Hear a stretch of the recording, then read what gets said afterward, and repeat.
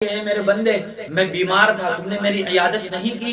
वो बंदा कहेगा कि अंत रब्बुल आलमीन, आप तो दोनों जहां के पालनहार हैं, आप कैसे बीमार हो सकते हैं। तो अल्लाह तबारक व तआला फरमाएंगे मेरा फुला बंदा बीमार था, आपने उसकी इयादत नहीं की। फिर अल्लाह फरमाएंगे मेरे बंदे, मैं भूखा था, तूने मेरी दस्तगीरी नहीं की, मुझे खाना नहीं दिया।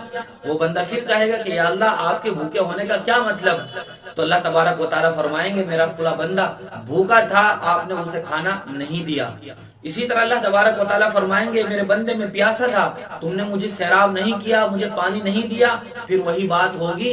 इस हदीस से इस बात का अंदाजा लगाया जा सकता है कि अल्लाह तबारक व तआला लोगों को इस अम्र की तरफ मुतवज्जे कर रहे हैं कि मेरे जरूरतमंद बंदों का ख्याल रखा जाए, यतीम बच्चों का ख्याल रखा जाए, बेवा औरतों का ख्याल रखा जाए, बेकसों, बेसहारा और जरूरतमंद मोहताजों, गरीबों और मिस्कीनों की दस्तगीरी की जाए।